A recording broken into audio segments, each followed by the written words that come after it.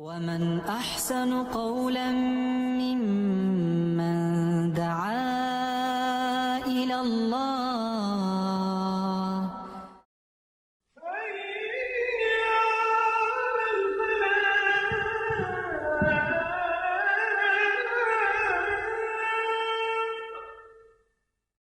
بسم اللہ الرحمن الرحیم الحمد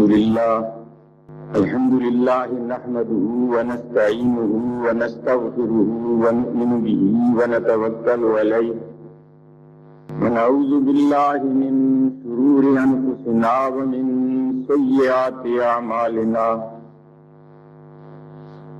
ومن يهد الله فلا مضل له ومن يضلل فلا هادي له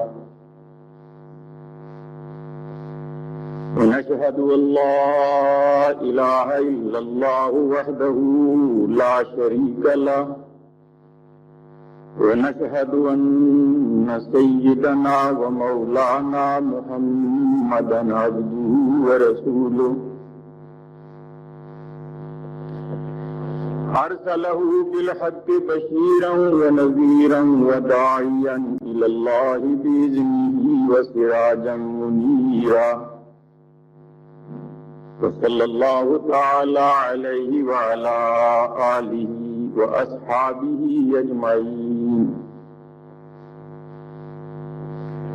أما بعد أعوذ بالله من الشيطان الرجيم بسم الله الرحمن الرحيم وما أرسلناك إلا رحمة للعالمين صدق الله العظيم. میرے محترم بزرگوں، دوستوں اور بھائی، مجھے یہ خوشی ہے کہ آج ہم اس جگہ حضرت محمد مصطفیٰ صلی اللہ علیہ وسلم کے ذکر کے لیے اکٹھے ہوئے، جس میں آپ کی سیرت، آپ کا پیغام، آپ کی بات ہوگی.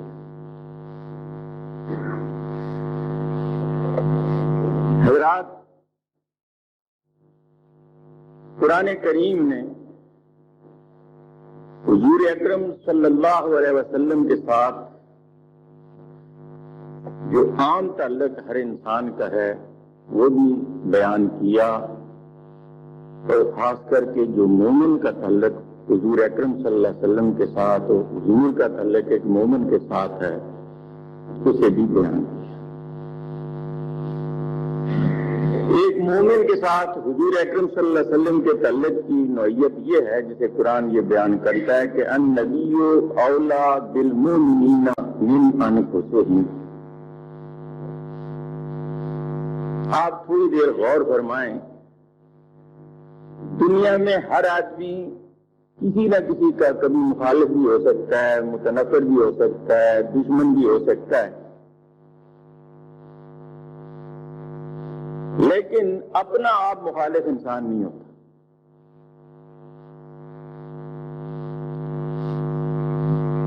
لیکن قرآن کریم حضور اکرم صلی اللہ علیہ وسلم کے اس تعلق کا اظہار یوں فرماتے ہیں کہ نبی جو ہیں محمد مصطفیٰ صلی اللہ علیہ وسلم جو ہیں یہ عالی ایمان کے ان کی اپنی جانوں سے بھی زیادہ قریب ہیں. اولا بالمومنین من انفسہم، یعنی ان کے اپنے آپ سے بھی زیادہ قریب ہے. یعنی یہ ہو سکتا ہے کہ ایک آدمی یا ایک مومن اپنی کسی لا علمی کی بنیاد پر، ناسمجھی کی بنیاد پر، غیر شعوری طور پر، کم علمی کی بنیاد پر کوئی ایسا فیصلہ کر ڈالے، کوئی ایسی بات کر ڈالے جس میں اس کی ذات کا نقصان ہو. لیکن محمد مصطفیٰ صلی اللہ علیہ وسلم کا ہر فیصلہ، ہر بات ایسی ہے کہ جس کے اندر ایک مومن کے لیے کوئی خطرہ، کوئی خوف، کوئی نقصان، کوئی چیز ایسی نہیں، اور اسے پورے کھلے دل کے ساتھ اس بات کو قبول کرنا چاہیے کہ میں اپنا خود اتنا دوست نہیں ہو سکتا جتنا کہ اللہ نے محمد مصطفیٰ صلی اللہ علیہ وسلم کو میرا درد، میرا دکھ، میری محبت انہیں عنایت کرنا۔ قرآن کریم ایک جگہ اس انداز سے بھی ذکر کرتا ہے حضور اکرم صلی اللہ علیہ وسلم کا، فرمایا فَبِمَا رَحْمَةٍ مِّنَ اللَّهِ لِنْتَ لَهُمْ وَلَوْ كُنْتَ فَظًّا غَلِيظَ الْقَلْبِ لَانفَضُّوا مِنْ حَوْلِكَ۔ آل ایمان، یہ اللہ کی رحمت ہے تمہارے اوپر کہ اللہ نے محمد مصطفیٰ صلی اللہ علیہ وسلم کو اتنا نرم دل بنا لیا آپ کے لیے، اتنا مہربان آپ پر بنا دیا کہ تمہارے ہاتھوں دکھ اٹھا کے بھی تمہیں دکھ دینے کو ان کا جی نہیں چاہتا۔ حضرات، کسی کے گھر کھا کے، کسی سے نفع لے کے، کسی سے کوئی فائدہ اٹھا کے تو ساری دعائیں کرتے ہیں، کسی سے زخم کھا کے، کسی سے اپنا خون نکلوا کے بھی کوئی دعا کرتا ہے کسی کو۔ اور وہ کہ جنہوں نے توہین کی ہر حد جو ہے روا رکھی اور ان کی پیٹھ پیچھے ان کے لیے یہ رحمت کی دعا کہ مولا تو انہیں ہدایت دے۔ تو یہ آپ یہ اندازہ لگائیں کہ کیا کوئی شخص تصور کر سکتا ہے کہ ماں بھی اپنے بیٹے کے لیے یہ کچھ کر سکتی ہے کہ جو کچھ محمد مصطفیٰ صلی اللہ علیہ وسلم انسانوں کے لیے کرتے؟ قرآن ایک اور مقام پر حضور اکرم صلی اللہ علیہ وسلم کا یوں تعارف ہم سے کراتا ہے، اور وہ یہ کہتا ہے قرآن کہ عزیز علیہ ما عنتم، عزیز علیہ ما عنتم، اگر تم کسی مشقت میں پڑو، تم کسی تکلیف میں مبتلا ہو، یہ آپ کے لیے انتہائی ناگوار ہوتا ہے، بڑا مشکل ہوتا ہے کہ کسی مومن کو، نہیں کسی انسان کو محمد مصطفیٰ صلی اللہ علیہ وسلم تکلیف کے اندر دیکھ سکیں، یہ بڑا مشکل معاملہ ہے۔ اور اس کے بعد اگلا جملہ جو ہے وہ یہ ہے کہ وَبِالْمُؤْمِنِينَ رَءُوفٌ رَحِيمٌ، عام انسانوں کے ساتھ بھی یہ ہے کہ وہ کسی سختی اور تکلیف کے اندر ہوں تو حضور کے لیے یہ بڑا شاق گزرتا ہے، لیکن مومنوں کے ساتھ رویہ تو اور رحمت و شفقت کا ہے حضور اکرم صلی اللہ علیہ وسلم کا۔ ہم اپنی نعتوں میں جب حضور اکرم صلی اللہ علیہ وسلم کے لیے بہت سی باتوں کا ذکر کرتے ہیں تو اس میں ایک بات یہ ضرور ہم کہتے ہیں کہ سلام اس پر کہ جس نے گالیاں سن کر دعائیں دی۔ لیکن آپ ذرا اپنے سینے پہ ہاتھ رکھ کے ذرا سوچیں کہ ہمیں کوئی گالیاں دے کے کتنی دعائیں ہم سے لیں، ہمارے ساتھ کوئی دشمنی کر کے کتنی بڑائی کا وہ چاہے گا ہم سے، جو رات دن ہمارے خلاف مصروف ہو، ہم اس کے لیے کس قسم کا ذہن رکھتے ہیں، کیسا دل رکھتے ہیں، کیسے ارادے رکھتے ہیں، یہ سارے جانتے ہیں۔ لیکن دن میں سامنے ان سے ساری تکلیفیں اٹھا کے رات کی تنہائیوں میں بیٹھ کے رو رو کے یا اللہ نے ہدایت دے دے، یا اللہ تو ان کی رہنمائی کر دے، یا اللہ تو انہیں اپنے عذاب سے بچا لے کسی طرح۔ اور قرآن کو یہ کہنا پڑا کہ لعلک باخع نفسک الا یکونوا مؤمنین، اے محمد مصطفیٰ صلی اللہ علیہ وسلم آپ اپنی جان بھلا دیں گے، اس میں کھپا دیں گے اس بات کے اندر، اسی فکر کے اندر اور اسی سوچ کے اندر کہ یہ لوگ ایمان کیوں نہیں لاتے۔ صبح سے لے کے شام تک یہی تصور، اسی کی فکر، اسی کی سوچ، یہ بچ جائے اور یہ بچ جائے، اسے خدا کی پکڑ سے بچ جائے، اس کا یہ فائدہ ہو جائے، اس کی یہ بھلائی ہو جائے۔ اور دن میں گلیوں میں، کوچوں میں، دروازوں میں، بازاروں میں ایک ایک انسان کو پکڑ کر یہ بات سمجھاتے ہیں کہ رات کو اللہ کے سامنے بیٹھ کر اس کی دعا کرتے مولا اسے بھی ہدایت دے دے، اسے بھی ہدایت دے دے، اسے بھی رہنمائی، اس کی بھی کرتے۔ چنانچہ میں نے یہ گزارش کی کہ آج اس ذات بابرکات کا ذکر ہے کہ جس کا ہم سے تعلق جو ہے وہ یہ ہے کہ جسے قرآن نے اس طرح سے بیان کیا، اور آپ خود اس بات کو سوچ لیں کہ اس ذکر کو، اس کی تعلیم کو، اس کی بات کو بار بار اگر نہ دہرایا جائے تو یہ ہماری بدبختی ہو۔ یہ لیے ہم مسلمان ہونے کی حیثیت سے ہمارا یہ فرض ہے کہ ہر وقت ہماری نگاہوں میں اس تعلیم کو ہونا چاہیے، اس بات کو ہونا چاہیے، اس ذات کو ہونا چاہیے جو محمد مصطفیٰ صلی اللہ علیہ وسلم کے نام سے ایک نعمت کے طور پر اللہ نے ہمیں دی، اور قرآن جس کے بارے میں یہ کہتا ہے وما ارسلناک الا رحمۃ للعالمین، محمد مصطفیٰ ہم نے جہان والوں کے لیے آپ کو رحمت بنا کر بھیجا، جہان والوں کے لیے۔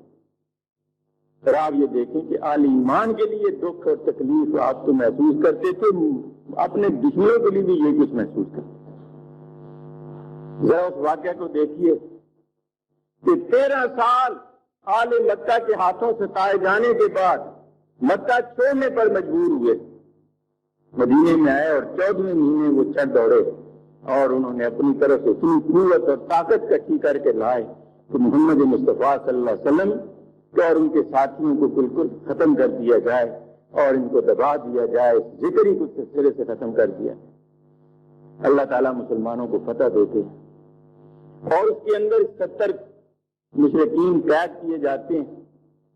حضور اکرم صلی اللہ علیہ وسلم کا کیمپ اس کیمپ کے قریب تھا جہاں رات کو قیدی تھے۔ پہرا دینے والے صحابی یہ فرماتے ہیں کہ رسول اللہ کبھی کروٹ بدلتے ہیں، کبھی اٹھ کے بیٹھ جاتے ہیں، کبھی پھر لیٹنے کی کوشش کرتے ہیں۔ آخرکار اس پہرے دار نے یہ پوچھا یا رسول اللہ کیوں نہیں آرام کرتے، کیوں نہیں سوتے، کیوں نہیں نیند آتی؟ فرمایا مجھے کیسے نیند آیا کہ پڑوس میں یہ دیکھ لو ان لوگوں کی کراہنے کی آوازیں آ رہی۔ یہ کراہنے والے کوئی دوست نہیں تھے، دشمن تھے سارے۔ صحابہ یہ فرماتے ہیں ہم گئے، ان کی رسیاں ہاتھوں پیروں کی ڈھیلی کی، وہ سوئے اور اس کے بعد رسول اللہ صلی اللہ علیہ وسلم سوئے۔ وما ارسلناک الا رحمۃ للعالمین، یہ ہے کہ ان کی کسی کے ساتھ کوئی دشمنی اور کوئی چیز نہیں تھی۔ پھر ایک اور پہلو سے بھی آپ یہ دیکھیں کہ ہم یعنی اس ذات کا ذکر اس نقطۂ نظر سے بھی اگر کریں اور یہ دیکھیں کہ دنیا میں کسی کا ذکر، کسی کی خوبی، کسی کے علم، کسی کے حلم، کسی کے فہم و فراست کی بنیاد پر اگر کی جا سکتی ہے تو وہ بھی یہی ذات بابرکات محمد مصطفیٰ صلی اللہ علیہ وسلم کی، جنہیں خود اپنا ایک شہدائی دیکھ کر یہ کہتا ہے، اور حقیقت یہ ہے کہ اس سے زیادہ جامع تعریف شاید ممکن نہ ہو کہ جو حضرت حسان نے حضور اکرم صلی اللہ علیہ وسلم کی تعریف 2 مصروں کے اندر کی ہے۔ وہ کہتے ہیں کہ وَأَحْسَنُ مِنْكَ لَمْ تَرَ قَطُّ عَيْنِي، اے محمد مصطفیٰ میری آنکھیں عاجز ہیں کہ تجھ سے بھی زیادہ خوبصورت میں نے کبھی کچھ دیکھا۔ وَأَكْمَلُ مِنْكَ لَمْ تَلِدِ النِّسَاءُ، اور محمد مصطفیٰ تجھ جیسا کامل اور مکمل کسی ماں نے کبھی جنم بھی نہیں۔ فرمایا خُلِقْتَ مُبَرَّأً مِنْ كُلِّ عَیبٍ، اے محمد مصطفیٰ آپ وہ ذات بابرکات ہیں کہ جنہیں اللہ نے ظاہری اور باطنی ہر قسم کے نقص اور کمزوری سے پاک بنایا۔ کَأَنَّكَ قَدْ خُلِقْتَ كَمَا تَشَاءُ، یوں سمجھ لیجئے کہ جیسے آپ کی مرضی تھی ایسے ویسے بنتے چلے گئے، بنانے والے نے اس آپ کو آپ کی مرضی پر چھوڑ دیا۔ ایک آدمی کو کیا ہونا چاہیے اپنے ذہن کے اندر، وہ سب کچھ آپ کے اندر ہے جیسا آپ کی مرضی کے مطابق آپ کو ڈھالا گیا۔ اس لحاظ سے آپ یہ دیکھیں کہ حضور اکرم صلی اللہ علیہ وسلم یعنی اپنے سارے کمال اور جمال کے لحاظ سے ایک ایسی ذات ہیں کہ جن کا کوئی ثانی اس دنیا کے اندر نہ تھا اور نہ ہوا ہے، اور ہم اپنی ایمان کی بنیاد پر کہتے ہیں کہ ہوگا بھی نہیں، کہ وہ ذات ہے۔ پھر ایک اور بات یہ دیکھیے کہ اللہ تعالیٰ وہ اور اس کے فرشتے جس کا ذکر جس انداز سے کرتے ہیں، قرآن اس بات پر شاہد ہے، وہ یہ کہتا ہے کہ ان اللہ وملائکتہ یصلون علی النبی۔ ایمان والو، اللہ اور اس کے فرشتے اپنے نبی پر رحمتیں بھیجتے ہیں، اپنے نبی پر رحمتیں بھیجتے ہیں، درود بھیجتے ہیں، سلام بھیجتے ہیں۔ اور ایمان والو، تم بھی اس درود اور سلام حضرت محمد مصطفیٰ صلی اللہ علیہ وسلم پر بھیجا کر۔ حضور اکرم صلی اللہ علیہ وسلم فرماتے ہیں کہ جو شخص میرے اوپر ایک دفعہ درود پڑھتا ہے، اللہ اس پر 10 دفعہ درود پڑھتے ہیں، اللہ اس کے گناہوں کو معاف کرتے ہیں، اللہ اس کی نیکیوں میں اضافہ کرتے ہیں۔ اس لحاظ سے جب ہم اس بات کرتے ہیں کہ آپ یہ دیکھیں کہ جس کی بات سے خدا راضی، جس کی بات سے خدا رحمتیں بھیجے، وہ محمد مصطفیٰ صلی اللہ علیہ وسلم۔ لیکن اس کے ساتھ میں ایک اور بات کی طرف آپ حضرات کی توجہ مبذول کراؤں گا کہ جہاں تک حضور اکرم صلی اللہ علیہ وسلم کا شرافت، دیانت، امانت، خوبصورتی، جمال، کمال، یہ ساری چیزیں ہیں، یہ اس زمانے کے جو مشرک ہیں یہ بھی مانتے تھے ان ساری چیزوں کو۔ آپ کی سچائی کا تو یہ حال ہے کہ ابو جہل جیسا انسان وہ یہ کہتا تھا کہ اس کی زبان سے جو بات نکلے وہ پوری ہو کر رہتی۔ خطبہ ایک نصیحت کرنے کے لیے جاتا ہے رسول اللہ کے پاس، حضور نے اس کی ساری باتیں سننے کے بعد سورہ حامیم سجدہ کی چند آیتیں جب پڑھی اور جب اس آیت پر پہنچے کہ اگر تم نہیں مانتے تو میں تمہیں اسی طرح سے ڈراتا ہوں جس طرح پہلے نبیوں نے اپنی قوم کو ڈرایا تھا، اسی عذاب سے جس میں وہ پھنسے تھے۔ وہ لرز اٹھتا ہے، وہ کانپ اٹھتا ہے، وہ رسول اللہ کے منہ پر ہاتھ رکھ کر کہتا ہے محمد قوم پر رحم کر۔ یعنی ان کے بالکل اس بات پر انہیں یقین ہے کہ اس منہ سے نکلی ہوئی بات یہ ویسے نہیں ہوتی، بالکل سچی اور واقعاتاً ہوتی۔ اور یہ واقعہ ظاہر آپ نے طرح بھی سنا بھی ہوگا کہ جنگ بدر میں جب سارے مکے والے نکل گئے، ابو جہل کبھی اپنا سامان باندھتا ہے، کبھی کھولتا ہے، کبھی اندر جاتا ہے، کبھی باہر جاتا ہے، کبھی گھوڑے پہ رکھتا ہے، کبھی اتار دیتا ہے۔ یہ سارا منظر دیکھنے کے بعد اس سے یہ کہتی ہے کہ سارے لوگ جا چکے، قوم کا سردار اگر یہ حرکتیں کرے کہ اس طرح کی سستی کا مظاہرہ کرے تو قوم لڑے گی کیا جا۔ جب یہ جاتا ہوں یہ کرتا رہا، ٹالتا رہا، لیکن جب اس نے زور دیا کہ لوگ جا چکے، مکے کی حدود سے باہر نکل گئے، تو ابھی تک یہاں بیٹھا ہوا ہے، پتہ نہیں کبھی کیا سامان تو یہ یاد آتا ہے، کبھی کیا جاتا ہے کیا انہیں۔ اس نے بیوی کے سامنے اپنے دل کی بات کی کہ بیوی مجھے ڈر لگتا ہے کہ محمد نے میرا نام لے کر یہ بات بتائی میں اس جنگ میں مارا جاؤں گا، اور مجھے نظر آتا ہے کہ میں موت کے منہ میں جاؤں۔ آپ دیکھتے ہیں کہ کتنا وہ سچا سمجھتے۔ آپ کی دیانت اور امانت پر کسی مکے والے کو کبھی شک نہیں ہوا، اور نہ ہی آپ کے ظاہری حسن اور کمال پر کسی کو شک تھا۔ دیکھنا یہ ہے کہ یہ سارے مکے والے جسے امین سمجھتے تھے، جسے دیانتدار سمجھتے تھے، جن کے لیے ان کی 40 سالہ زندگی کے اندر یوں کہنا کہ اپنی آنکھوں کو بٹھاتے تھے، اپنے دیدہ و دل ان کے فرش راہ کرتے تھے، یہ اچانک کیسے دشمن بن گئے رسول اللہ کے؟ یہ اچانک کیسے مخالف ہو گئے نبی کریم صلی اللہ علیہ وسلم کے؟ کیا نبی کریم صلی اللہ علیہ وسلم نے دیانت کا راستہ چھوڑ دیا تھا؟ کیا امانت کا راستہ چھوڑ دیا تھا؟ کیا سچائی کا راستہ چھوڑ دیا تھا؟ کیا 40 سال کے بعد وہ زندگی سے ایک دم انہوں نے رخ موڑ کے کسی اور زندگی کی طرف چلے گئے؟ تو آپ مجھ سے اتفاق کریں گے کہ ان میں سے کوئی بات بھی نہیں، صرف یہ ہے کہ آپ بہت ہی دیانتدار ہوں، بہت ہی امانت دار ہوں۔ ساری دنیا آپ کو پسند کرے گی اس وقت تک جب آپ لوگوں کو ان کی بددیانتیوں پر نہ ٹوکیں، اور جس دن آپ نے لوگوں کی ان کی بدعملیوں پر، ان کی کوتاہیوں پر، ان کی بددیانتیوں پر آپ نے ٹوکا تو وہ سارے کے سارے آپ کے دشمن بنے۔ یہاں ہر آدمی اپنے لیے ہر برائی کو جائز سمجھتا ہے. وہ جھوٹ بولے اسے کوئی پرواہ نہیں، وہ چوری کرے اسے کوئی پرواہ نہیں، وہ بددیانتی کرے اسے کوئی پرواہ نہیں، لیکن جب دوسرا کرے تو اس کی طرف وہ آنکھیں پھاڑ پھاڑ کر دیکھتا ہے کہ کیا حال ہے. یہ آج ہماری سوسائٹی کے اندر بھی یہ چیز بہت نمایاں ہے. جانبدار سے ہمارا جھگڑا نہیں، جانبدار سے جھگڑا اس بات پر ہے وہ ہمیں کیوں کہتا ہے. میں اپنے ایک محترم بزرگ دوست کا یہ لطیفہ اکثر بیان کرتا ہوں. مولانا گلزار احمد صاحب سرگودے کے رہنے والے تھے.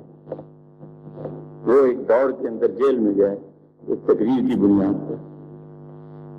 ان دنوں میں آپ نے سنا ہوگا کہ اخباروں میں آتا تھا راستے میں بس کھڑی کر لی اور لوٹ لی. یہ بڑے واقعات چلتے تھے. انہی میں سے جنہوں نے بس لوٹی تھی وہ سرگودا جیل میں بھی کچھ تھے. اب جیل کے اندر اگر آپ میں سے کوئی رہا ہمیں تو 2-3 دفعہ اتفاق ہوا ہے تو آپ یہ دیکھیں گے کہ بڑے بڑے لوگ بھی ہاتھ میں تسبیح لے کے بیٹھ جاتے ہیں، نمازیں پڑھتے ہیں اور اس طرح سے رو رو کے گڑگڑا کے کرتے ہیں کہ آدمی حیران رہ جاتا ہے. اب وہاں کوئی مولوی مل جائے تو یہ بڑی غنیمت ہے ان لوگوں کے لیے. اس کی جلد ہوتے ہیں، مسئلے پوچھتے ہیں، فارغ ہوتے ہیں، وقت نہیں کٹتا تو کیوں کاٹتے ہیں. یہ گئے تو ان کو درس دیا، وہ آئے کہتے ہوئے بھی آدمی نے کہا کہتے ہیں میری اس سے کافی دوستی ہوئی. اور ایک دن کچھ واقعات بیان کرتے ہوئے اس نے لوگوں پر جو تبصرہ کیا وہ یہ تھا کہ لگا مولوی جی اب لوگوں میں کوئی ایمان نہیں رہا، بس عجیب قسم کی صورتحال ہے، جسے دیکھو بس اور کچھ نظر آتا ہے. اس نے کہا تجھے کیسے یہ اندازہ لگایا؟ کہنے لگا یہ کہ ایک دن ہم نے بس ایک راستے میں روکی، ہم نے سامنے جا کے چادر بچھا دی، کہا ایک ایک اترے بس سے اور جو بس جیب میں ہے اس میں ڈالتا چلا جائے، اور ادھر جا کے کنارے پہ کھڑا ہوتا چلا جائے. اس طرح سے سارے نکلے، جو کسی کی جیب میں تھا ڈالتا رہا. ہمیں تھوڑا سا رحم آیا، پتہ نہیں کس نے کدھر جانا ہے، کس نے کدھر جانا ہے، کسی کے پاس پیسے اگر نہ ہوں. ہم نے کہا اب ایک ایک آؤ اور یہاں سے 5-5 روپے اٹھا کے بس پہ بیٹھ کے چلے جاؤ تاکہ اگلا کرایہ تمہارے پاس. وہ کہنے لگا کہ مولوی صاحب دیکھو لوگ ایسے بے ایمان ہیں، جس نے نہیں ڈالے نا اس نے بھی 5 روپے اٹھا لیے. یعنی اس کو اپنا کیا ہوا اس میں کوئی بے ایمانی نظر نہیں ہے. میرے عرض کرنے کا مقصد یہ ہے کہ آدمی جب خود کرتا ہے تو اس کا بالکل انداز ہی بالکل عجیب جیسا ہوتا ہے. اور نبی کریم صلی اللہ علیہ وسلم جو اللہ کی طرف سے ہادی راہبر بن کے آئے تو آپ یہ دیکھیں کہ انسانوں کو جو سمجھنے کا موقع دیا یا بات سمجھانے کے لیے جو بات کی اس کا انداز ذرا دیکھیں کہ فرمایا کسی نے پوچھا یا رسول اللہ مسلمان کی تعریف کیا ہے؟ فرمایا مسلمان کی تعریف یہ ہے کہ جسے بات کو تو اپنے لیے پسند نہیں کرتا اپنے بھائی کے لیے بھی وہ بات پسند نہ کر. آپ دیکھیں کتنی خوبی ہے اس بات کے اندر. اب جس ذکر کو، جس نام کو، جس عادت کو، جس بات کو میں اپنے لیے پسند نہیں کرتا میں ہر بھائی کے لیے اس بات کو پسند نہ کروں.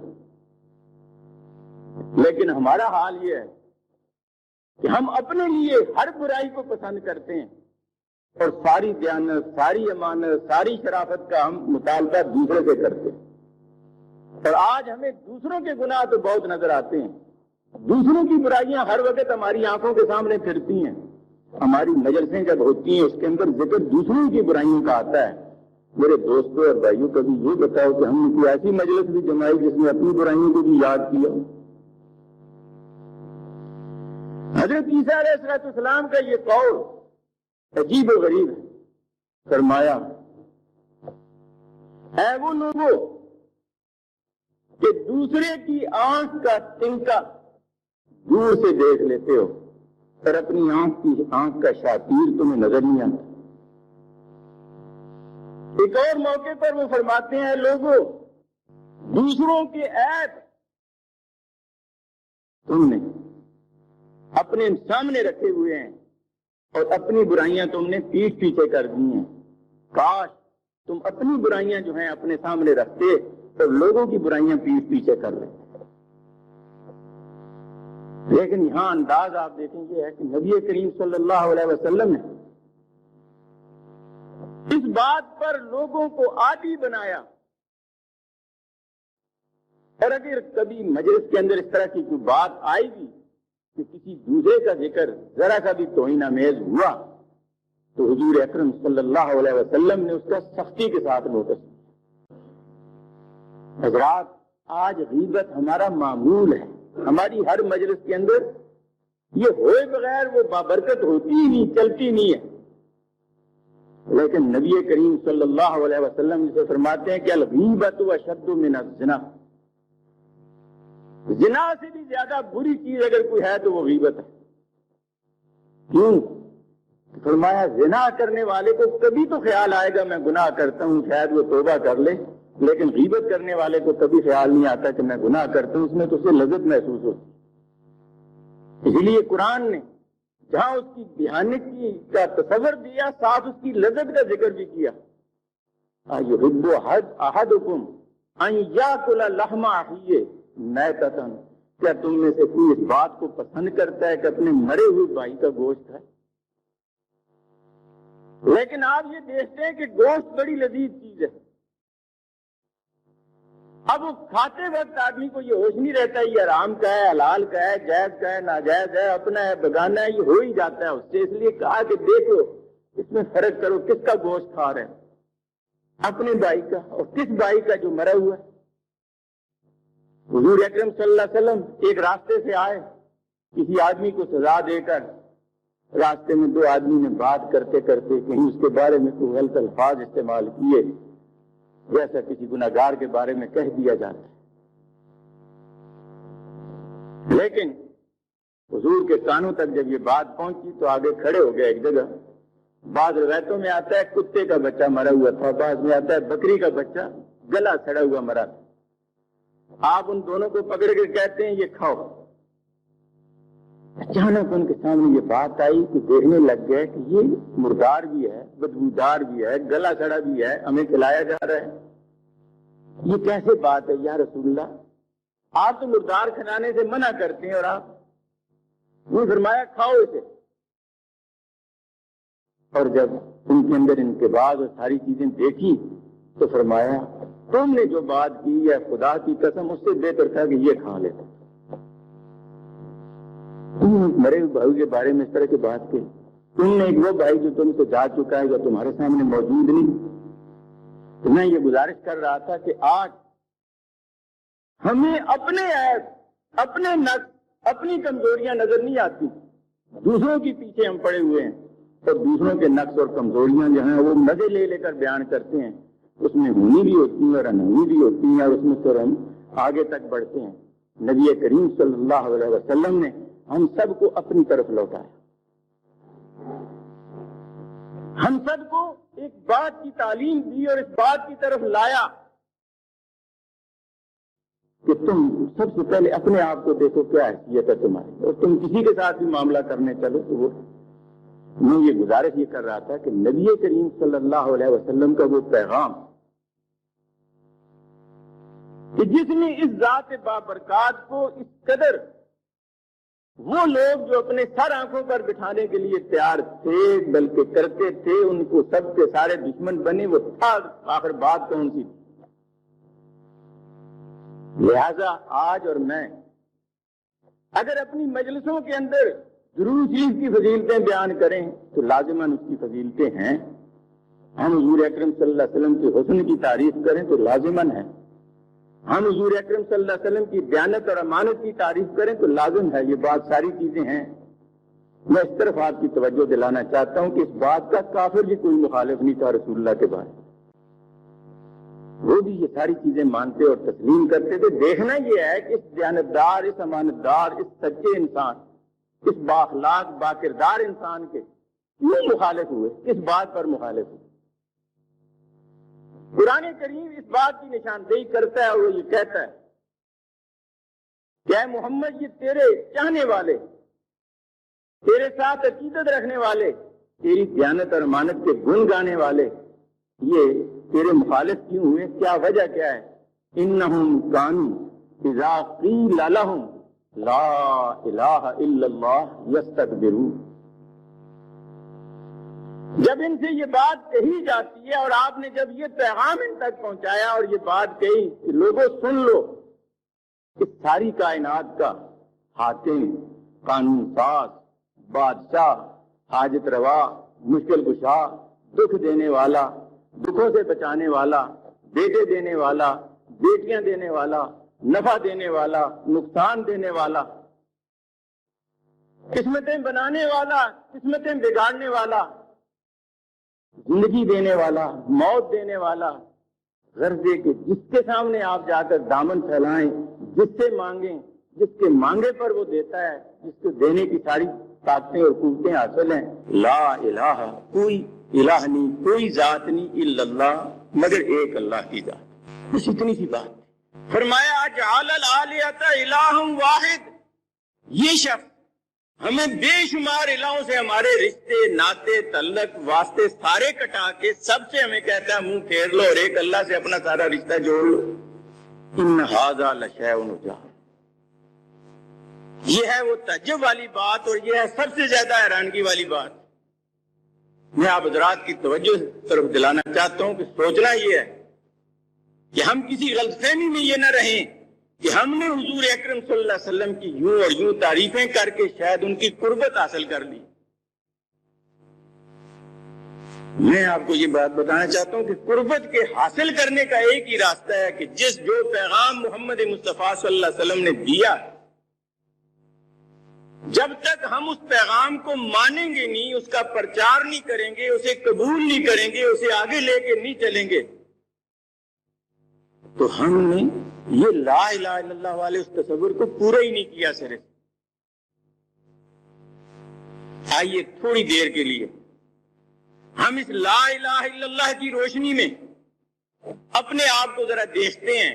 یہ وہ پیغام تھا جو محمد مصطفیٰ نے ہمارے لیے اسے پسند کیا، اللہ نے ہمارے لیے پسند کیا، اور محمد مصطفیٰ نے انسانوں سے دکھ تکلیفیں برداشت کر کے اس پیغام کو ہم تک پہنچایا. بلکہ قرآن یہ کہتا ہے کہ یہ صرف محمد مصطفیٰ کا پیغام نہیں ہے. وَمَا أَرْسَلْنَا مِن قَبْلِكَ مِن رَسُولٍ إِلَّا نُوحِي إِلَيْهِ أَنَّهُ لَا إِلَٰهَ إِلَّا أَنَا فَاعْبُدُونِ. فرمایا ہم نے جتنے بھی رسول دنیا کے اندر بھیجے ہیں سب کا ایک ہی پیغام تھا، اور وہ پیغام صرف لا الہ الا اللہ تھا. پھر ہم یہ بھی دیکھتے ہیں کہ دنیا کے اندر جتنی بھی برائیاں ہیں، خواہ وہ عقیدے کی برائی ہو، خواہ وہ عمل کی برائی ہو، خواہ وہ فکر کی برائی ہو، ان ساری برائیوں کا علاج بھی لا الہ الا اللہ. کیوں؟ آپ ذرا ان انبیاء کے واقعات کو پڑھیں کہ اللہ تعالیٰ یہ بتاتے ہیں کہ نوح علیہ السلام کے دور میں شرک آیا، حضرت ابراہیم کے دور میں شرک آیا، امریت آئی، اور ہم یہ دیکھتے ہیں کہ حضرت ہود، حضرت صالح کے قوم کے اندر اخلاقی قسم کے بگاڑ آئے، حضرت لوط کی قوم میں اخلاقی قسم کا بگاڑ آیا، کہیں ناپ تول میں، کہیں بدعملیوں میں، کہیں بد کرداریوں میں اضافہ ہوا. لیکن ان ساری چیزوں کا علاج جو ہے قرآن نے ایک ہی بتایا ہے. ہر نبی کو یہ بات کہی کہ تیری قوم کی عقیدے کی کا علاج خرابی کا، اور فکر کی کا، اور عمل کی خرابی کا، اور ہر قسم کی گمراہی کا، اور ہر قسم کی بد اخلاقی کا علاج جو ہے وہ صرف ایک ہے، لا الہ الا اللہ. اور ہر نبی نے قرآن نے ان برائیوں کا ذکر کیا جو ان قوموں کے اندر تھیں، لیکن علاج یہی بتایا کہ جو نبی بھی آیا اس نے ایک ہی دعوت دی، یا قوم اعبدوا اللہ ما لکم من الہ غیرہ. اور حضور اکرم صلی اللہ علیہ وسلم کے دور میں بھی جتنی برائیاں تھیں اس میں شرک بھی تھا، اس میں بد اخلاقی اور بد کرداری بھی تھی، اس میں بدعتیاں بھی تھیں، اس کے اندر اخلاقی گراوٹیں بھی تھیں. لیکن آپ نے دیکھا کہ سب سے پہلے آ کر جو علاج بتایا وہ کیا تھا؟ تو صفا کی پہاڑی پہ چڑھ کے یہ کہا کہ قولوا لا الہ الا اللہ تفلحون.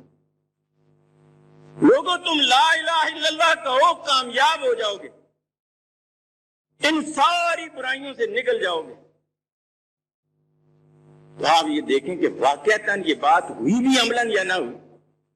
لیکن آپ نے یہ دیکھا کہ جب لوگوں نے لا الہ الا اللہ کے جھنڈے کے نیچے جمع ہوئے اور اپنی زندگیوں کو اس کے مطابق بنایا تو وہی سوسائٹی جس کے اندر ہر قسم کی برائی تھی وہ سوسائٹی ہر برائی سے پاک ہوئی صرف اس ایک کلمے کی برکت سے۔ لیکن آج ہم تھوڑی دیر کے جب سوچتے ہیں، غور کرتے ہیں کہ ہم تو پتہ نہیں 1000 دفعہ بھی تسبیح پر پڑھتے ہیں لیکن ہمارے اوپر اس کا کبھی اثر نہیں ہوا۔ ہم اسے اونچا ذکر بھی کرتے ہیں، کوئی بھی نہیں ہوا۔ تو حضرات، جس بات کا ذکر ہماری زبانوں پر ہے ہم اس کے معنی، اس کے مفہوم کے صحیح سرے سے ناآشنا ہیں، اور اگر آشنا بھی ہیں تو اس کے مطابق عمل کرنے کے لیے بھی ہم تیار نہیں ہیں۔ اس لیے ہمارے اس لا الہ الا اللہ پر نہ ہم پر اثر ہے، نہ سوسائٹی پر اثر ہے، نہ کسی شیطان پر اور نہ کسی کافر پر اس کا اثر۔ اگر وہ آدمی، اگر ابو ذر غفاری یا کوئی اور مسلمان خانہ کعبے میں اٹھ کے اگر یہ کہتا ہے لا الہ الا اللہ، تو دیکھو سارے مارنے کے لیے دوڑ پڑتے۔ انہیں لا الہ الا اللہ کا معنی بھی آتا تھا اور پڑھنے والے کا عزم بھی پتا تھا کہ یہ لا الہ الا اللہ کو عملاً جامہ پہنائے گا۔ لیکن ہم نے انگریزوں کے دور میں بھی بڑی اونچے اونچے مناروں پر لاؤڈ سپیکر باندھ کر اشہد ان لا الہ الا اللہ کہا، کسی نے بھی ہمارا نوٹس نہیں لیا، کبھی نہیں لیا۔ اس لیے کہ سارے جانتے تھے یہ بیچارہ جو کچھ پڑھتا ہے اسے پتہ نہیں کیا پڑھ رہا ہے، اس کے کرنے کے لیے کب یہ جائے گا۔ اس لیے آج ہم جب سوچتے ہیں کہ اس لا الہ الا اللہ نے سب کچھ بدلا، ہمارا کچھ نہیں بدلا، تو بھائی بات پہلی یہ ہے کہ ہم نے اس لا الہ الا اللہ کو سمجھا بھی کبھی ہے یا نہیں۔ آج میں یہ چاہتا ہوں کہ اختصار کے ساتھ اس لا الہ الا اللہ کے مفہوم کو آپ کے سامنے رکھوں۔ یہ ایمان کی دعوت ہے جو حضرت محمد مصطفیٰ صلی اللہ علیہ وسلم نے دی، اور اسی دعوت کے قبول کرنے کے بعد وہ سارا انقلاب دنیا کے اندر برپا ہوا جس کے اندر شرافت، اخلاق، کردار سب کچھ تھا، وہ اسی کے تحت آیا، اور اسی نے اس دنیا کے اندر وہ سارے لوگوں کی زندگیوں کو بدلا اور ملکوں کی قسمتوں کو بدلا۔ یہ ایک چیز تھی ساری۔ یہ کیا ہے آخر؟ اس میں کوئی جادو ہے؟ یہ کوئی منتر ہے؟ کیا ہے؟ نہیں، ایک حقیقت ہے۔ سب سے پہلی چیز یہ ہے کہ جسے ہم ایمان کی دعوت کہتے ہیں، الہ کی دعوت، ایک الہ کی طرف کہتے ہیں، اس کے اندر 3 بنیادیں ایسی ہیں، اگر یہ ہماری سمجھ میں آ جائیں تو دنیا کے اندر بات بن جاتی ہے۔ سب سے پہلی بات جو ہے وہ اللہ کی توحید ہے، دوسری بات آخرت کی فکر ہے، اور تیسری بات رسالت پر ایمان ہے۔ توحید پر ایمان، آخرت پر ایمان اور رسالت پر ایمان، یہ 3 بنیادیں ہیں ایمان کی۔ اگر یہ ہماری سمجھ میں آ جائیں تو وہی نقشہ آج بھی بن سکتا ہے جو بنایا ہے۔ میں نے گزارش کی ہے توحید پر ایمان۔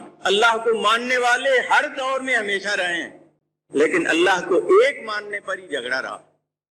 جیسا میں نے ابھی یہ آیت آپ کے سامنے پڑھی کہ یہ جو خدا کو خالق، مالک، رازق سب مانتے تھے، اور یہ مکے کے مشرک جو حج بھی کرتے تھے، حاجیوں کی خدمت بھی کرتے تھے، پانی بھی پلاتے تھے، مہمان نوازی بھی کرتے تھے، اسے بڑی سعادت اپنے لیے سمجھتے تھے، جنہوں نے خانہ کعبے کی تعمیر بھی کی، اور اس شرط کے ساتھ تعمیر کی کوئی شخص اس کے اندر حرام کا پیسہ نہیں لگائے گا، اور حلال کے پیسے دے خانہ کعبہ آدھا رہ گیا، کہا آدھا رہے لیکن حرام کا پیسہ اس پہ نہیں لگنا چاہیے۔ یہ سب کچھ کرنے والے کس بات کے مخالف تھے؟ اگر مخالف تھے تو صرف توحید کے مخالف تھے، اور اللہ کو ایک ماننے کا یہ مطلب ہے اس دنیا کا حاکم، اس دنیا کا کارساز، اس دنیا کا بادشاہ صرف اور صرف اللہ۔ حضرات، آج ہمارے جتنے بھی مسائل الجھے ہوئے ہیں ان کے حل کی ایک چیز یہ ہے کہ اگر ہم سارے کے سارے مسلمان ہونے کی حیثیت سے اللہ کی بادشاہی پر، اس کی حاکمیت پر، اس کے قانون پر راضی ہو جائیں تو سارے جھگڑے ختم ہو جاتے ہیں۔ اور یہ یاد رکھیے کہ دنیا کے اندر انصاف، دنیا کے اندر عدل اور ہر انسان کو مساوات اگر کوئی قانون دنیا کے اندر دے سکتا ہے تو صرف خدا کا بنایا ہوا قانون دے سکتا ہے، دوسرا کوئی بھی نہیں دے سکتا۔ اس کی وجہ واضح ہے۔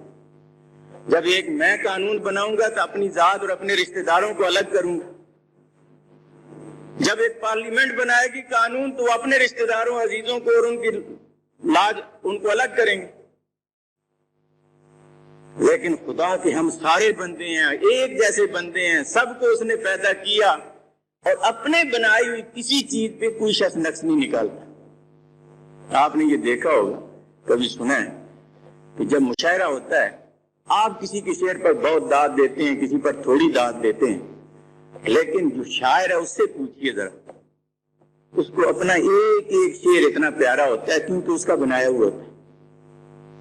اور یہ ایک عام مثال بھی مشہور ہے لطیفے کے طور پر کہ دو شاعر ایک دفعہ کہیں بیٹھ گئے، دنیا بھر کے شاعروں پہ تبصرہ کیا، اس کا کلام کیسا ہے، اس کا کلام کیسا ہے، اس کا شعر کیسا ہے، کرتے کرتے سب کو وہ ریجیکٹ کرتے چلے گئے۔ اور آخر میں وہ دونوں جو آمنے سامنے بیٹھے ہوئے وہ کہنے لگے جی کون شاعر ہے، شاعر آپ ہیں یا میں ہوں، اور آپ بھی کیا تھے؟ یہ ایک آدمی یہ کہتا ہے میں جو کچھ ہوں بس وہی ہے۔ ہر شخص کو اپنی چیز بڑی پسند ہے۔ اسی لحاظ سے آپ یہ دیکھ لیجئے خدا نے جس کو بنایا ہے، خدا کو اپنی ایک ایک چیز سے بڑا پیار ہے، اسے اپنی مکھی سے بھی پیار ہے، اپنے پتے سے بھی پیار ہے۔ انسان تو بڑی چیز ہے، اس سے بھی پیار ہے۔ اس لیے اللہ کے قانون میں اس میں اونچ نیچ کوئی نہیں اس نے رکھی، اس لیے کہ سارے اس کے پیدا کیے ہوئے ہیں، سب کے لیے ایک جیسا قانون ہے۔ یہاں تک کہ دنیا میں عرفہ و اعلیٰ و برتر ذات حضرت محمد مصطفیٰ کی ہے، لیکن خدا کے قانون میں ان میں اور باقی میں کوئی فرق نہیں، ان کے خاندان میں اور باقی خاندان میں کوئی فرق نہیں۔ اس لیے حضور نے فرمایا تھا لو سرقت فاطمہ تو بنت محمد لقطعت تو یدا، اگر فاطمہ محمد صلی اللہ علیہ وسلم کی بیٹی بھی چوری کرے ہاتھ اس کا بھی کٹے گا۔ اور کل قیامت کے دن اس بنیاد پر کسی کو نہیں چھوڑ دیا جائے گا کہ تیرا باپ کون تھا، دادا کون تھا، وہ نبی تھا، وہ ولی تھا، وہ ایسا تھا، نہیں۔ فرمایا فمن ثقلت موازینہ فاولئک هم المفلحون، جس نے بھی اپنے نیکی کے پلڑے بھاری کر لیا وہ کامیاب ہو جائے گا، خواہ کسے باشے۔ ومن خفت موازینہ فاولئک الذین خسروا انفسهم فی جہنم داخرون، اور جس کا پلڑا ہلکا نکل گیا وہ کسی کا بھی بیٹا ہو وہ ذلت سے نہیں بچ سکتا اور نہ بچا سکتا ہے اسے۔ فرمایا جب ہم وہاں تمہیں لے جائیں گے تو وہاں یہ نہیں پوچھیں گے فلاں انصاب بینہم یومئذ ولا یتساءلون، ہم نہیں پوچھیں گے آپ کے والد محترم کون تھے، دادا کون تھے، قوم کیا تھی، قبیلہ کیا تھا، وطن کیا تھا، زبان کیا تھی، یہ ہم نہیں پوچھیں گے۔ ہم تو ایک ہی بات پوچھیں گے کیا کر کے آیا ہے۔ اس لیے اللہ نے جو بھی جس کو دیا ہے ایک ہی جیسا دیا ہے۔ بہت بڑا انسان ہے تو اس کی بھی دو آنکھیں ہیں، اور بہت غریب انسان ہے تو اس کی بھی دو ہی آنکھیں۔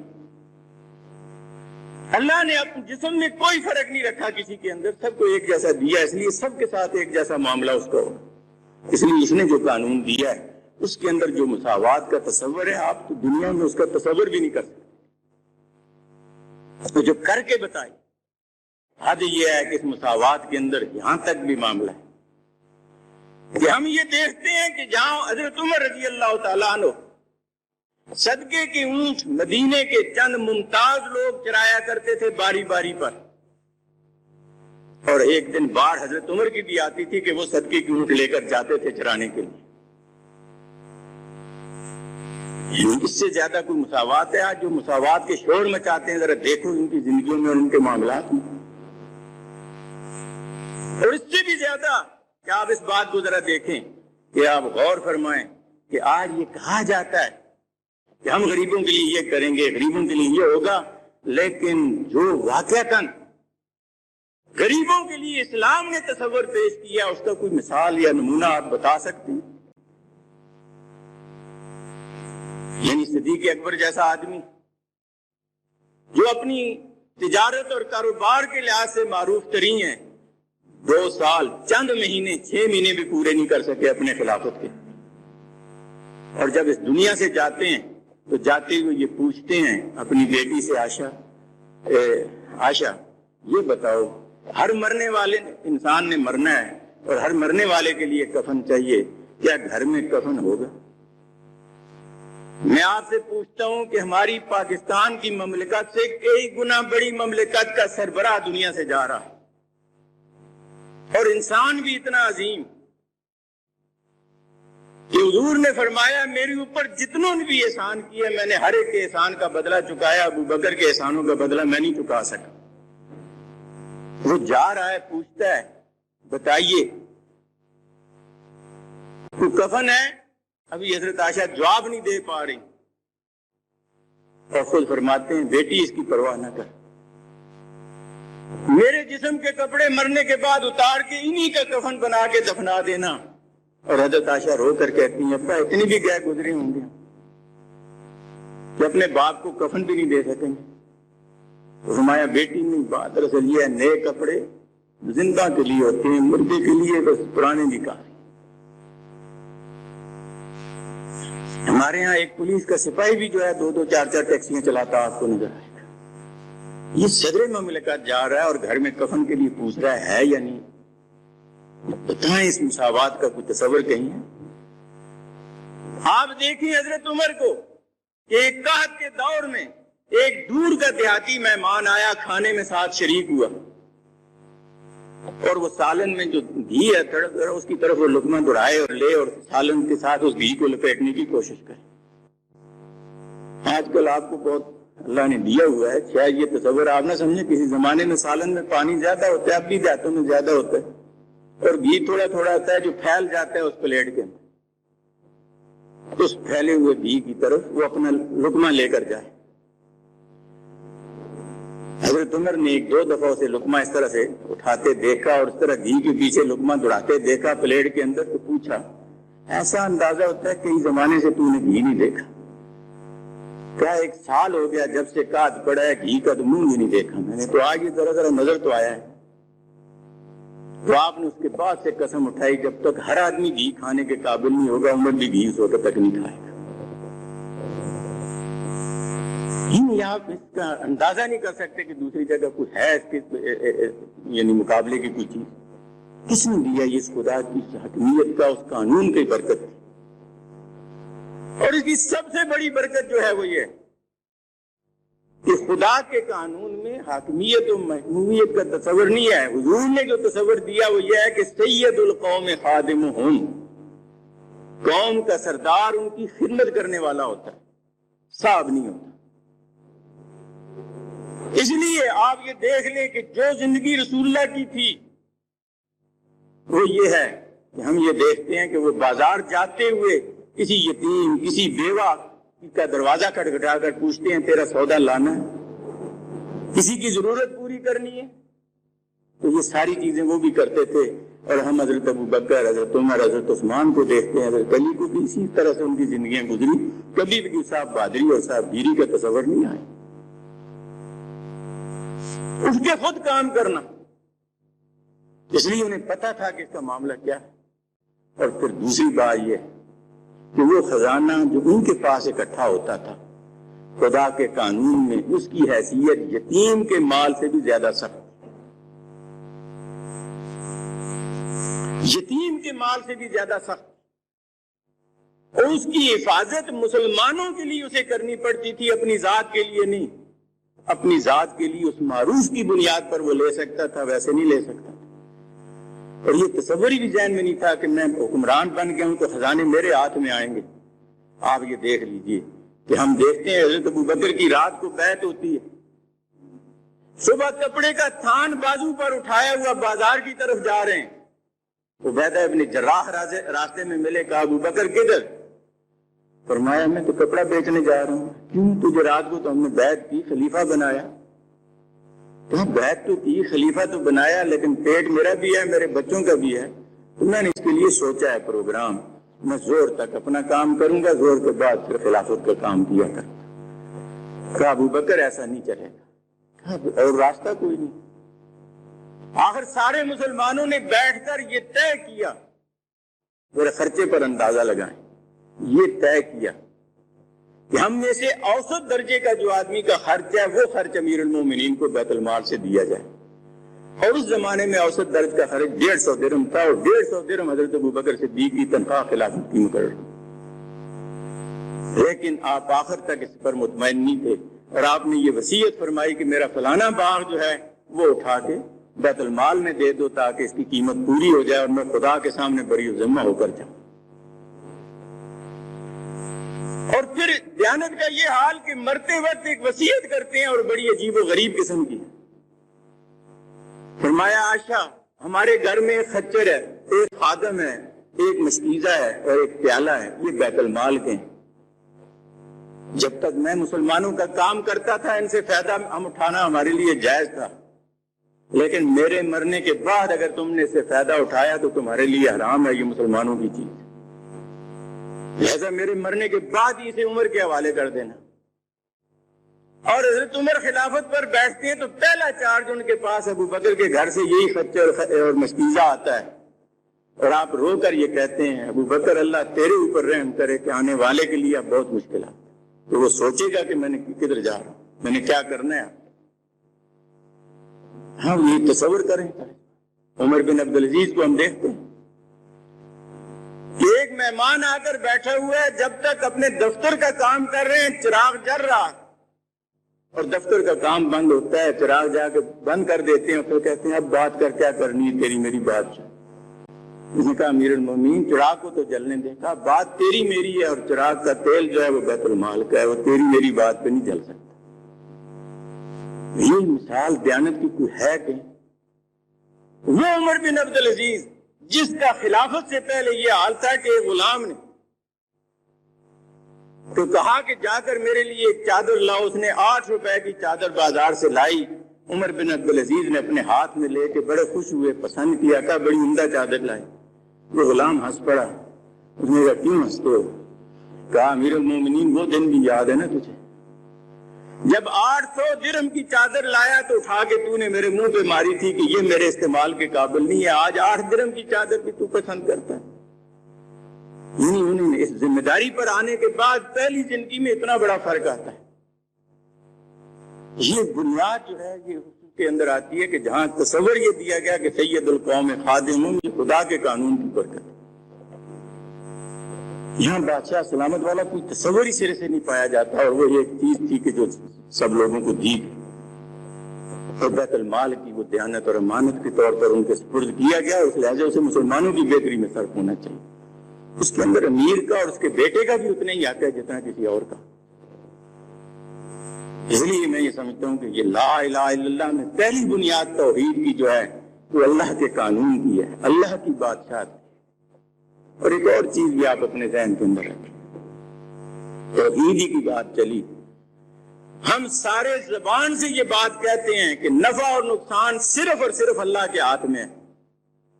میں آپ سے پوچھتا ہوں اگر اس بات پر ہمیں یقین ہو جائے کہ نفع اللہ کے ہاتھ میں ہے، نقصان اللہ کے ہاتھ میں، ہم لوگوں کے دروں پہ جا کے جو ہے وہ پیشانیاں ٹیکیں، یا رزق اللہ کے ہاتھ میں ہے. اگر میرا ایمان ہے رزق اللہ کے ہاتھ میں ہے، پھر میں اگر حرام کھاتا ہوں تو میرے اتنا بے ایمان کوئی نہیں. پھر میں جھوٹ کہتا ہوں کہ اللہ کے ہاتھ میں رزق ہے، میں پھر کہتا ہوں رزق میرے ہاتھ میں ہے، میں نے پورا کرنا ہے، جزا حلال سے نہیں پورا ہوتا تو حرام سے پورا کروں. صرف زبان سے بات سے نہیں. توحید کا مطلب یہ ہے کہ آدمی کے دل میں اس قدر یقین ہو، ایسا یقین ہو کہ اللہ رازق ہے، لہذا جو رزق اس نے مجھے دینا ہے وہ دے گا، اور اس نے جو رزق کا راستہ بتایا اسی راستے سے میں نے رزق حاصل کرنا ہے. اور آپ یہ دیکھیں کہ لوگوں کا ایمان اس معاملے میں کس قدر مضبوط ہے کہ حضرت علی سے کسی نے پوچھا، حضرت کسی کو آدمی قلعے میں بند کر دے، فوجیں کھڑی کر دے اور اس کا رزق جو ہے اندر بند کر دے تو کس طرح سے جائے گا؟ حضرت علی نے فرمایا کہ دنیا میں کوئی شخص نہ کسی کی موت کا راستہ روک سکتا ہے، نہ رزق کا راستہ روک سکتا ہے. یہ رزق اور یہ موت ایسی ہے کہ ہر حال میں آدمی کو پہنچ کر رہتی ہے، اس سے کوئی بھی بچ کے نہیں رہ سکتا. اسے پہنچنا ہے، اللہ نے پہنچانا ہے، اس کے ذمہ، یہ اس کی ذمہ داری ہے. وَمَا مِن دَابَّةٍ فِي الْأَرْضِ إِلَّا عَلَى اللَّهِ رِزْقُهَا. یہ جو بھی ہے میرے ذمہ ہے رزق. اس نے کہا میرے ذمہ ہے، میری ذمہ داری ہے. اور یہ غیر ذمہ دار نہیں کہا، اللہ کہتا ہے میری ذمہ داری ہے، لہذا اسے اس بات کی کیا فکر ہو سکتی. دوسری چیز جس کی ضرورت ہے ایمان کے اندر ہے وہ آخرت. حضرات آخرت ایک بنیادی حیثیت ایمان کے اندر رکھتی ہے. انسان کی فکر، اس کا عمل، اس کا اخلاق، اس کا کردار ہر چیز کے لیے ایک منزل متعین کرتی، اور وہ منزل اس کے لیے یہ متعین کرتی ہے کہ میں آج جو کوئی یہاں کر رہا ہوں، دنیا کا نتیجہ تو اپنی جگہ پر ہے، اصل نتیجہ وہ ہے جو آخرت میں نکلے گا میرے۔ اس لحاظ سے حضور نے اس ایمان کی یہ تشریح کر کے آخرت کی یہ وضاحت کی، اور لوگوں نے جب اس آخرت کو اپنے سامنے رکھا تو ان کی زندگیوں میں وہ تبدیلی آئی۔ یہ ابو بکر، یہ عمر، یہ عثمان آسمان سے نہیں آئے تھے، اسی مکے کی سرزمین کے تھے۔ یہ طلحہ اور زبیر کہیں باہر سے نہیں آئے تھے، اسی مکے کی سرزمین کے تھے جس کے اندر وہ ساری برائیاں موجود تھیں، لیکن اس عقیدے نے، اس تصور نے ان کی زندگیوں کو ایسا پاکیزہ کیا۔ اگر ہمارے اندر بھی یہی ایمان ہے تو پھر ہماری زندگیوں کے اندر کیوں یہ چیز پائی جاتی ہے؟ تیسری چیز جس کو میں اختصار کے ساتھ ذکر کرنا چاہتا ہوں وہ یہ ہے، اور یہ بھی آج بہت سے فتنوں کا ذریعہ بنا ہوا ہے کہ ہم اپنی ایمان کو ٹھیک نہیں سمجھ سکتے، اور وہ یہ کہ یہ یاد رکھیے ہمارا ہادی، مرشد، رہبر، رہنما صرف اور صرف محمد مصطفیٰ صلی اللہ علیہ وسلم کی ذات گرامی۔ دنیا کے سارے انسان ایک طرف ہو جائیں اور ان دنیا کے سارے انسانوں سے آدمی اختلاف کرے، کسی آدمی کے ایمان میں کوئی فرق نہیں پڑتا، لیکن محمد مصطفیٰ کی ایک بات سے بھی اختلاف کر کے کوئی مسلمان نہیں رہ سکتا۔ یہاں مسلمان رہنے کی ایک ہی شرط ہے بس، وَمَا آتَاكُمُ الرَّسُولُ فَخُذُوهُ وَمَا نَهَاكُمْ عَنْهُ فَانْتَهُوا، جو دے رسول اللہ اسے قبول کر لو، جس سے منع کرے اس سے رک جاؤ۔ فرمایا ایک مومن کا اس کے علاوہ کام ہی اور کوئی نہیں ہے، اذا دعوا الی اللہ والرسول، جب بھی اللہ اور رسول کی طرف اسے پکارا جائے وہ یہ دوڑتا ہوا یہ کہتا ہوا ہے کہ سمعنا واطعنا، میرے مولا میں نے سنی بھی تیری بات اور میں اسے قبول بھی کرتا ہوں۔ جس راستے پر بھی کوئی لگا دے، جس طرح سے کر دے، بس یہ ہے وہ بات۔ حضرات آج حضور اکرم صلی اللہ علیہ وسلم کے ساتھ ہمارا تعلق زبانی عقیدت پر بہت ہے، اور ہمارے ہاں جب ہم اپنے اختلافوں کو دیکھتے ہیں تو آپ یہ دیکھیں کس پر مر مٹنے کے لیے تیار ہیں، کہ کھڑے ہو کے درود پڑھیں، کہ بیٹھ کے پڑھیں، اونچا پڑھیں کہ نیچا پڑھیں۔ میں پوری ایمانداری کے ساتھ کہتا ہوں قیامت کے دن اللہ ہم سے یہ نہیں پوچھے گا، ان میں سے کوئی چیز ہمارے ہاں سوال کی حیثیت ہی نہیں رکھتی، لیکن آپ یہ یقین جانیں کہ اللہ جس معاملے میں ہم سے بات پوچھے گا وہ یہ ہے کہ بتا تو نے فلاں معاملے میں زندگی کے فلاں کام میں اور فلاں کام میں رسول اللہ کی پیروی کی نہیں کی، یا حکم مانا یا نہ مانا، پوچھا جائے گا جو وہ یہ بات پوچھی جائے گی۔ کیا آج ہم ان چیزوں پر باتیں کرتے ہیں لیکن اپنا کام کرتے وقت ہم نے کبھی سوچا اور یہ کیا کہ میرا یہ عمل، میرا یہ کام رسول اللہ کی تعلیم کے موافق ہے یا مخالف ہے؟ اس ہدایت اور اس رہنمائی کے اندر چل رہا ہے یا اس کے خلاف چل رہا ہے؟ میں سمجھتا ہوں کہ آج جب نبی کریم صلی اللہ علیہ وسلم کی سیرت کا ذکر آتا ہے اور اس معاملے میں، تو میں یہ گزارش واضح طور پر آپ کے سامنے کر دینا چاہتا ہوں، اگر تقریریں اس بنیاد پر کی جائیں کہ چلو جی مقرر کی دھوم بن جائے اور کہیں واہ واہ جی یہ کیا کیا اس نے، ہو سکتا ہے تقریر تو ایسی ہو جائے گی، لیکن کل قیامت کے دن وہ مقرر بھی مجرم کی حیثیت سے خدا کے سامنے اٹھے گا۔ اور اگر سننے والا اس لذت کے تحت کہ چلو آج کوئی گانا نہیں سنیں گے، کوئی فلم نہیں دیکھیں گے، ایک مولوی آیا خوش بیان ہے اس کی بات سن لیں گے، تو لازماً ہم نے اپنا وقت ضائع کیا۔ اگر ہم نے رسول اللہ کی تعلیم میں اور ان کی مجلس میں بیٹھ کر اپنے لیے کوئی عمل نہ سیکھ سکے، کوئی ہدایت کا راستہ نہ پا سکے، تو ہمارا یہ اٹھنا بیٹھنا اور جمع ہونا جو ہے وہ بیکار ہوگا، تو اس مجلس میں کوئی خیر بھی نہیں ہوگی۔ ما ثواب وہ اپنی جگہ پر ہے، آپ نماز پڑھیں گے ثواب ہوئے گا، لیکن جو فرض ادا کرنا ہے وہ اپنی جگہ پر ہے کہ اسے کرنا پڑے گا۔ اس لحاظ سے میں آپ سے یہ گزارش کرتا ہوں کہ نبی کریم صلی اللہ علیہ وسلم کے ساتھ ہمارا ضمنی قسم کا، اضافی قسم کا تعلق نہیں ہے۔ جب کوئی کام نہ ہو، کوئی تکلیف نہ ہو، کوئی چیز بھی نہ ہو، چلو جی رسول اللہ کے نام کی دعا ہو جائے، کوئی ذکر ہو جائے، کوئی مجلس ہو جائے، نہیں، رسول اللہ صلی اللہ علیہ وسلم کے ساتھ ہمارا تعلق ایسے ہی ہے جس طرح روح اور جسم کا تعلق آپس میں ہوتا ہے۔ آپ یہ دیکھ لیں کہ روح ناخن میں بھی موجود ہے اور یہ گوشت کے اندر بھی موجود ہے، بال کے اندر بھی موجود ہے اور پاؤں کے ناخنوں کے اندر بھی موجود ہے. جہاں روح نہیں ہوگی وہ چیز وہ جسم کے ساتھ ٹک نہیں سکے گی. وہ بال گر جائے گا جسم سے، وہ ناخن گر جائے گا جسم سے، وہ گوشت گر جائے گا جسم سے، جہاں روح کا اثر نہیں پہنچے. اسی طرح سے ہماری وہ زندگی خدا کے ہاں قابل قبول ہے ہی نہیں، اس کی کوئی حیثیت نہیں، وہ کسی گنتی اور شمار میں نہیں جو نبی کریم صلی اللہ علیہ وسلم کی اتباع میں نہیں ہے. خواہ وہ زندگی کا بڑا معاملہ ہو یا چھوٹا معاملہ، اٹھنے بیٹھنے کا ہو، کھانے پینے کا ہو، چلنے پھرنے کا ہو، کوئی معاملہ بھی ہو، اس کے اندر دیکھنا یہ ہے کہ اتباع ہو نبی کریم صلی اللہ علیہ وسلم. اگر آج کی یہ مجلس ہماری اس غرض کے لیے کہ ہم نبی کریم صلی اللہ علیہ وسلم کی اس سنت کو زندہ کریں، ان افعال و اقوال پر چلیں، اس کے لیے اپنے آپ کو تیار اور آمادہ کریں، تو یقیناً یہ بیٹھنا ہمارے لیے سعادت کا ذریعہ ہوگا. اللہ تعالیٰ مجھے اور آپ کو توفیق دے گا.